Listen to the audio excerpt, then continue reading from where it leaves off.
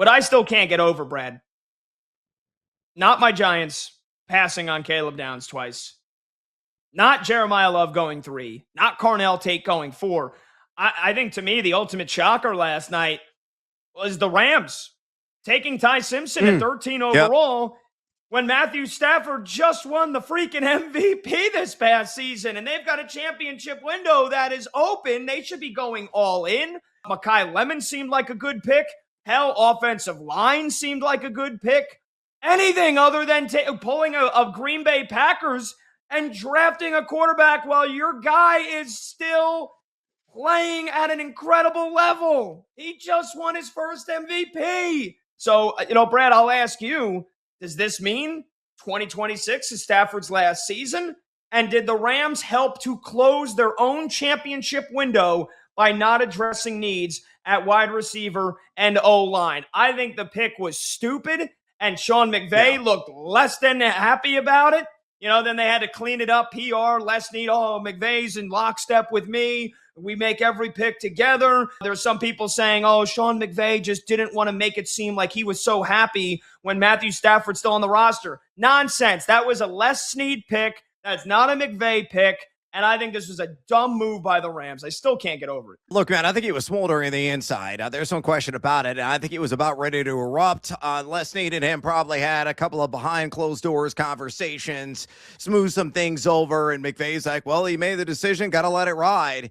I thought it was perplexing. A very head-scratching move in my estimation for a team that is prepared to win and win now. Again, I think this is a Super Bowl constructed roster. I think they're going to, hoist the hardware in the end, whether with Ty Simpson or maybe somebody else. But I felt in that moment, given the depth of offensive linemen that were available at pick number 13 overall, that was the direction they were going to go in. Bring another big, young, athletic body to shore up that offensive line and make sure that your 38-year-old quarterback is going to remain upright for the entire 17-game regular season slate and what is likely going to be a deep NFC playoff run. And again, one I feel is going to end in their own backyard, in their own stadium in SoFi in Los Angeles, and winning the Super Bowl this year. So I didn't really understand it. And now we got a report that came out about 2 hours ago from Ian Rapoport, the NFL Network, that LA is in negotiations right now with Matthew Stafford on a contract extension.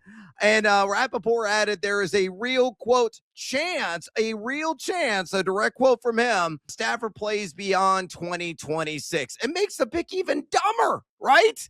Because if they do sign an extension with Stafford, and let's say he wants to play all the way through his age 41 season, maybe it's a 2-year addition, is Simpson really going to get the Steve McNair treatment? Is he going to get the Aaron Rodgers treatment and wait behind arguably an NFL legend until he gets his opportunity to be given the keys and see what he can do? Maybe that's what they're going to do. But again, you are prepared to win the whole damn thing right now. Get an offensive lineman. Make sure your quarterback is protected and make sure you're putting together the best roster imaginable, because these windows of opportunity, they don't remain open for very long, and it could slam shut in short order. So again, kind of just a perplexing, that is a perfect word, throwing it out again, pick by the LA Rams at number 13 overall last night. Did you think the Rams taking Ty Simpson at 13 overall was stupid? Because I think it was. Brad, you can kind of see more. Look, do you think that they have to at some point set up for the future, a future without Matthew Stafford? I tried to look into my crystal ball a couple of weeks ago, and I said to myself, all right, you got Baker Mayfield going into the final year of his contract, hasn't signed a contract extension. Tampa Bay talked about it, doesn't seem to be making a whole lot of progress on it.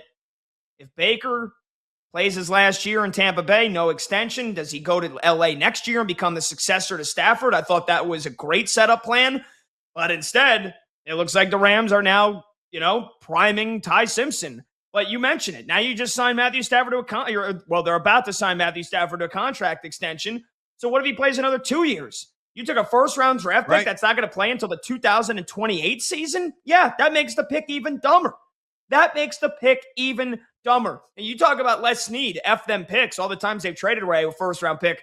This is F them picks times 10, because you might as well trade away the pick. They taking a quarterback that we all kind of agreed was a second-round pick, and you took him 13 overall when you have your quarterback who just won the MVP. So you still think the Rams will win the Super Bowl this year, despite essentially throwing their first-round pick 2 years into the future? Yeah, I do, because they still have Puka Nacua, they still have Devontae Adams, they still have the steady Eddie and Kyron Williams. The defense has added some fresh bodies, and I think they're a hell of a lot stronger than they were last year. The back end defensively was the biggest question mark they had with the LA Rams team, and they made the proper investments this offseason. I mean, there are no weaknesses on this roster. The only question mark you may have is, does Matthew Stafford's bulky back flare up again? Remember in training camp last season, they had a medical bus at the campsite that was only for Stafford treatments.